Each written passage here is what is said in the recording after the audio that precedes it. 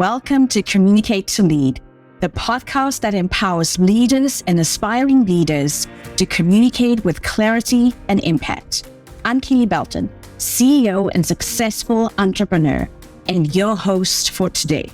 I'm here to equip you with all the essential tools and strategies to master effective communication and lead your team to success. As the founder and CEO of The Tailored Approach, my goal is to empower you to be the best leader you can be. So sit back, relax, and join me in today's episode as we dive into the art of communicating like a true leader.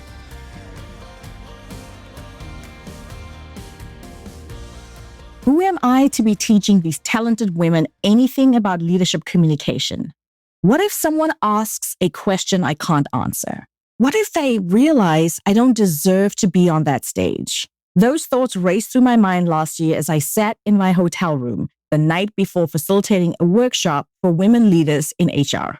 Despite weeks of research and rehearsal, there I was, questioning my right to be there. And maybe you've been in a similar situation. That voice in my head, that's imposter syndrome. And even after years of coaching executives and leaders, I still experience it sometimes. The difference now is that I have concrete strategies to move through it quickly instead of letting it derail me. That workshop, by the way, it went incredibly well. Several attendees approached me afterward to share how my frameworks had given them exactly what they needed in their current leadership challenges. And today I'm sharing practical communication strategies that will help you overcome imposter syndrome and communicate with a confidence that matches your actual capabilities. What I've come to understand with absolute clarity is that your expertise, your experience, and your unique perspective are valuable. And the way you communicate should reflect that value, not diminish it.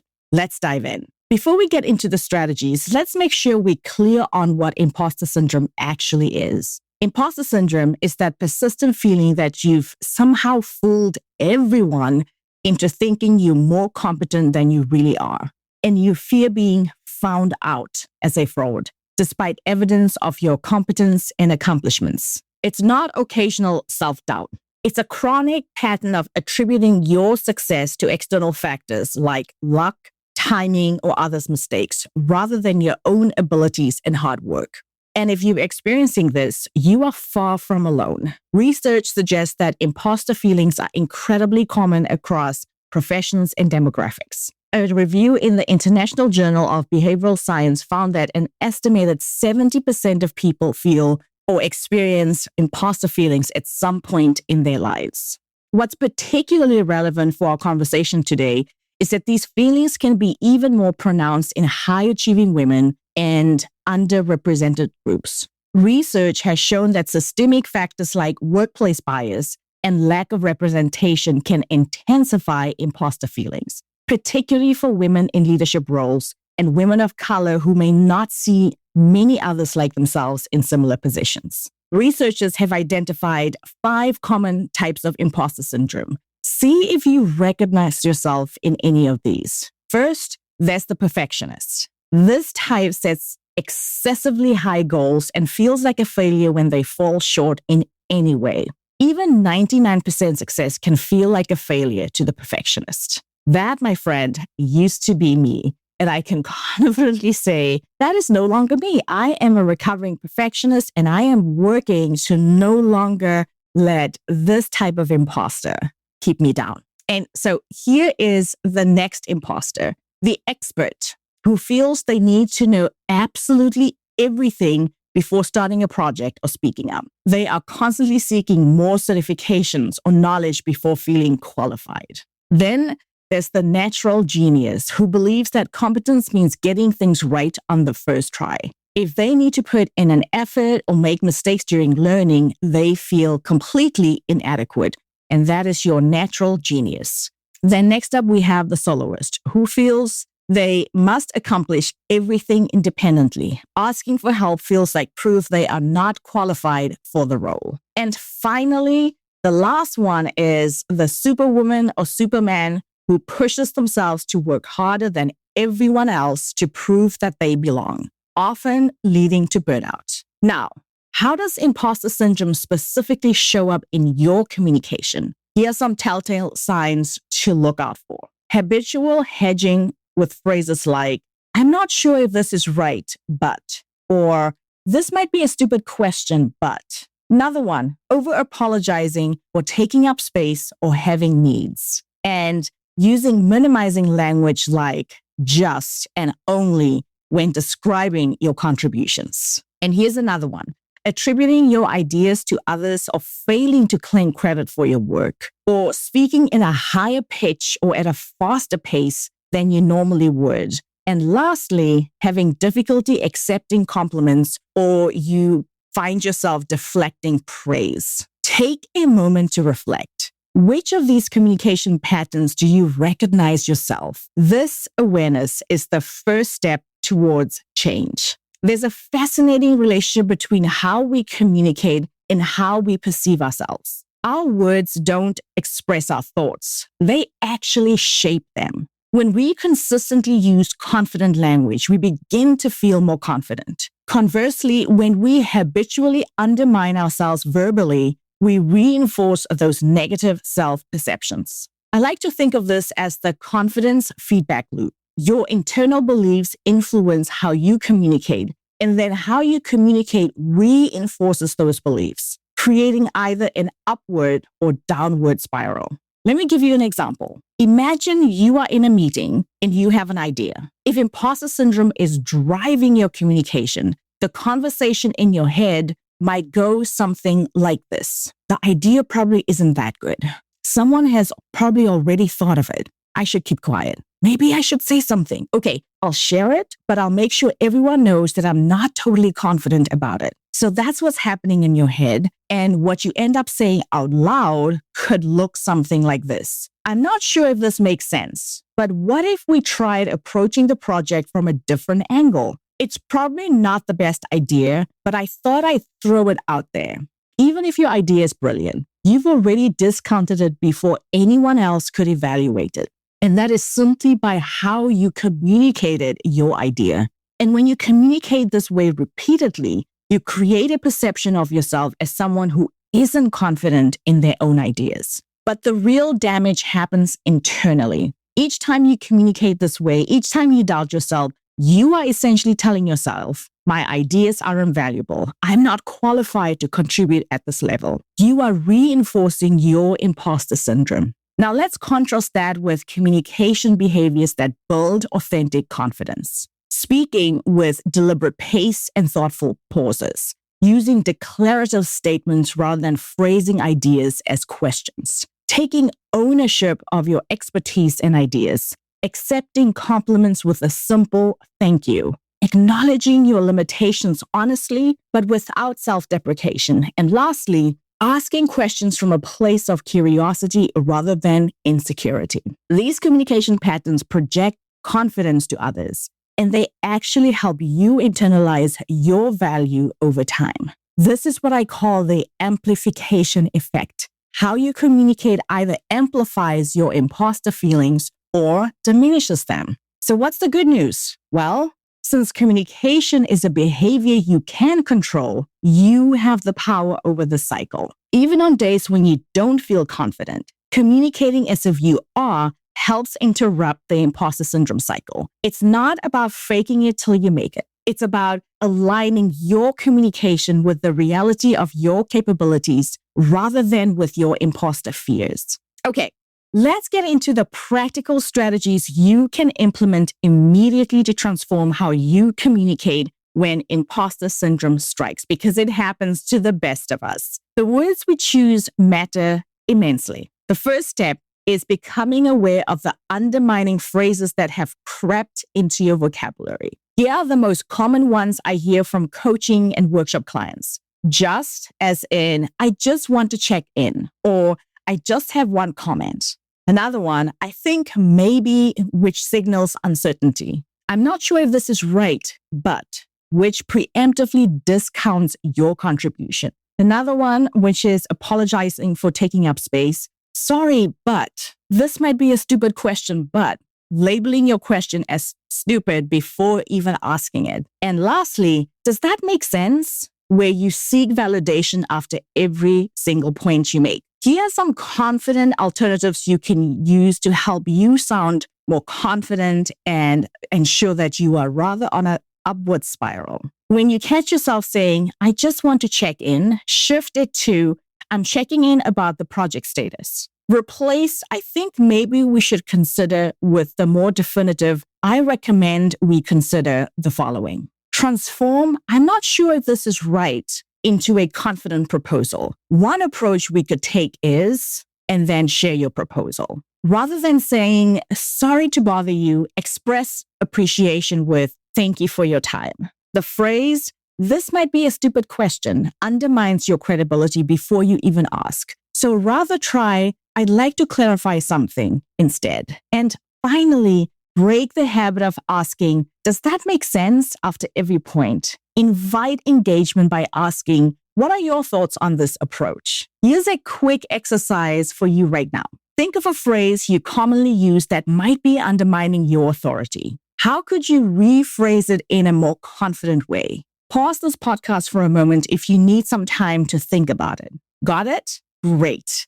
I challenge you to make this one language adjustment this week and notice the difference. So whatever phrase you have in mind that might have been undermining your confidence and your communication, find and reframe it in a positive statement and use it this week and see how that makes you feel and how your communication is received. Okay, that exercise and finding the phrases that undermine you, that was strategy one around language pattern adjustment. So here is the second strategy, which I call the preparation formula. When imposter syndrome hits, many of us respond by over-preparing to the point of diminishing returns. Others might under-prepare because they feel paralyzed by perfectionism. Here's a balanced approach I call the preparation formula. Step one, define your core message. What are the 2 to 3 key points you absolutely need to convey? Focus your preparation there. Step two, collect your evidence. This is the confidence building part. For each key point, identify specific experiences, data, or expertise that support your position. Write those down. Step three, create your personal success inventory, or what I call accomplishment portfolio. This is a document where you keep track of your achievements, positive feedback, and moments where you successfully navigated challenging situations. Review this before important communications to ground yourself in reality rather than imposter fears. Step four, prepare for questions. Not every possible scenario, though. Identify the 3 to 5 most likely questions or objections and prepare for those. Beyond that, trust your expertise to guide you. This formula prevents the endless preparation cycle while still ensuring you are well equipped for the conversation you are going into. That is strategy number 2. And here is strategy 3, body language reset. Your physical presence communicates as powerfully as your words do, and sometimes even before you say a word. When imposter syndrome strikes, our bodies often respond with closed posture, nervous gestures, and tense facial features. Here's how to reset your body language. First, before any high-stakes communication, practice confident body language positioning, or as Amy Cuddy has called it, your power pose. Research in the field of embodied cognition shows that your physical posture affects our psychological state. Stand tall with your shoulders back and your chest open. Take up space confidently. This approach can create a feedback loop between your body and your mind, helping you feel more confident and in control. One study in the European Journal of Social Psychology found that adopting an upright posture led participants to feel more confident and to generate more positive thoughts than those who sat in a slumped position. So take a look at how your posture is right now as you are listening to the podcast. Are you hunched over? Are you slumped in the chair? Are you standing up straight? Or are you sitting upright in your chair? Second, use simple awareness practices during conversations to stay present rather than getting caught in imposter thoughts. Don't get stuck in your head. So these awareness practices are quick ways to bring yourself back to the moment when your mind starts racing with self-doubt. Feel your feet firmly planted on the floor. Literally pay attention to that physical sensation. Take deep breaths that fill your belly, not just your chest. Look around and notice 5 specific things you can see in the room. These simple practices pull you out of the worry spiral in your head and anchor you in the present moment. And if 5 things are too many, or you feel yourself becoming overwhelmed, notice 3 things. Notice the person that you're speaking to. Notice what is in the room. Notice what is in front of you.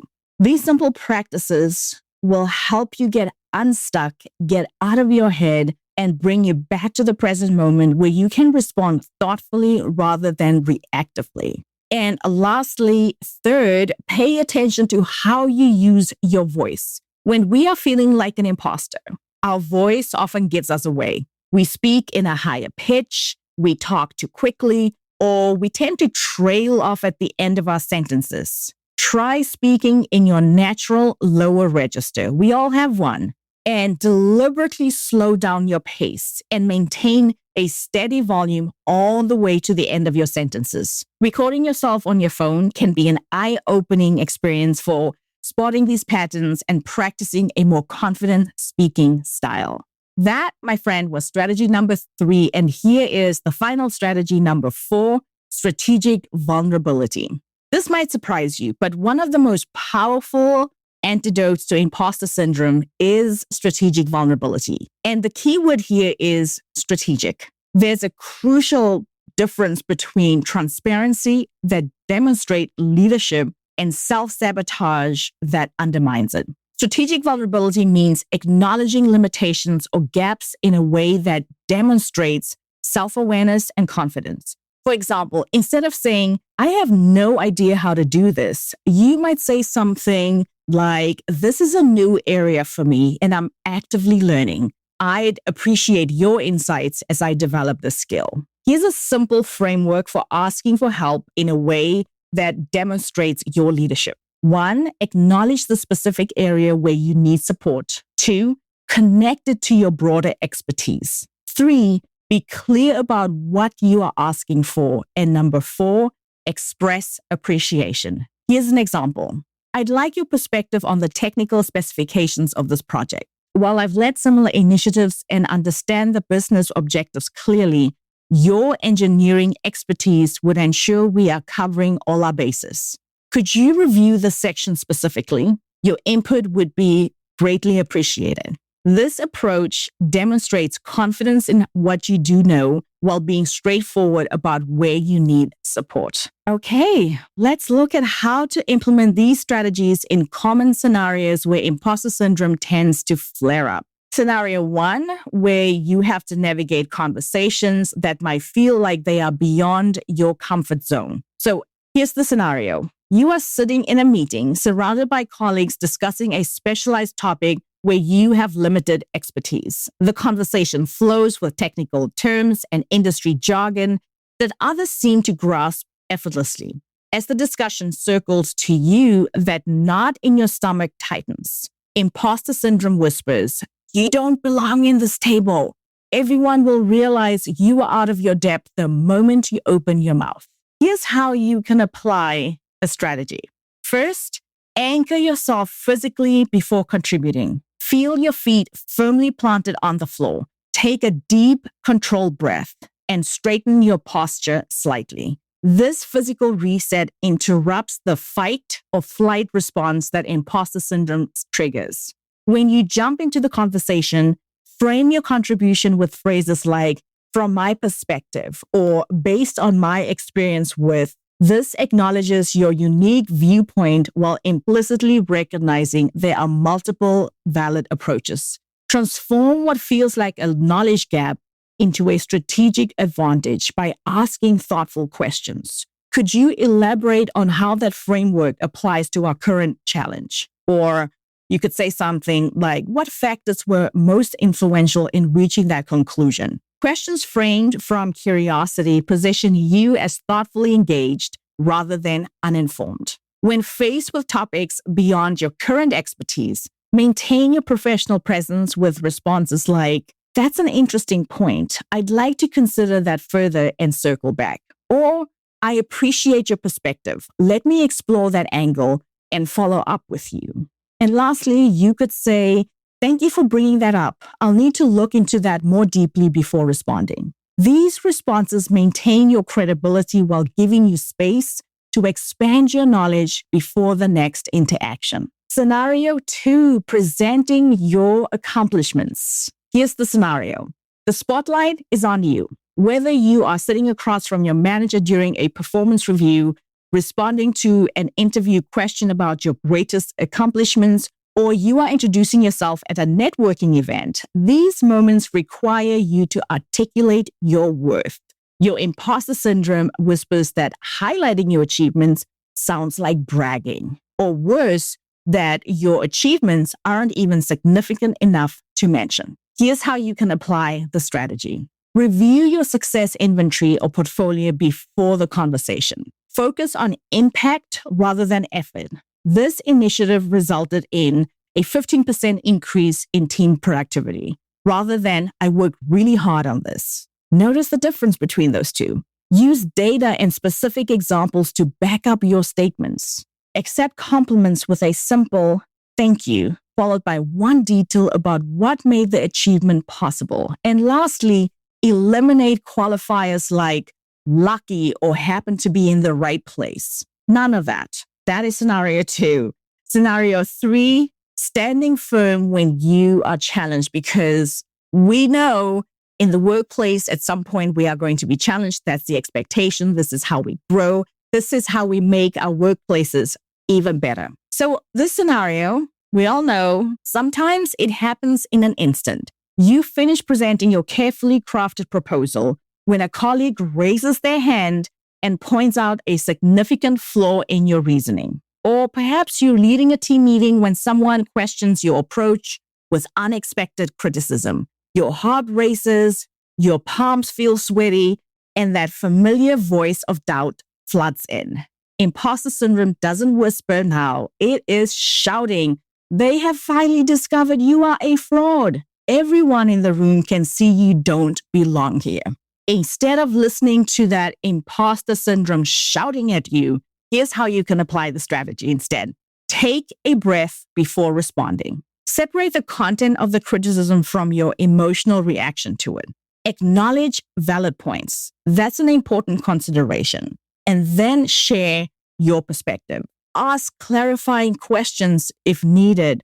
Respond to the specific point rather than defending your overall competence. Remember that revising your thinking based on new information is a sign of intelligence, not inadequacy. See it as a gift that someone is pointing out a flaw instead of thinking that it's a personal attack on you. So in each one of these 3 scenarios that we just went through, the key is to separate the momentary discomfort of imposter syndrome from your actual capabilities. These communication strategies not only help you sound more confident, they create a bridge between how qualified you truly are and how confidently you express yourself to the world.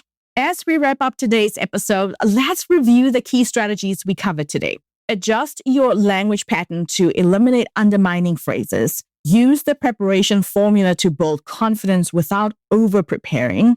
Reset your body language to project and create confidence. And lastly, practice strategic vulnerability that demonstrates your leadership. These strategies work because they address both the internal experience of imposter syndrome and its external expression through your communication. By changing how you communicate, you can actually change how you feel about yourself and your capabilities. Here's my challenge for you this week. Track one specific undermining phrase you use and consciously replace it with a confident alternative. Notice how the small shift impacts not only how others respond to you, but how you feel about yourself. Send me a message on LinkedIn or Instagram to let me know which phrase you are working on. You can find my social media profiles in the show notes. And remember, your voice matters, your expertise matters, and the world needs your unique leadership voice to be expressed with all the confidence it deserves. If you found today's strategies helpful, please share this episode with another leader in your network who might benefit from it. Together, we can build a community of powerful and inspiring communicators. Until next week, my friend, I am Kele, reminding you that great communication is the foundation of inspiring leadership.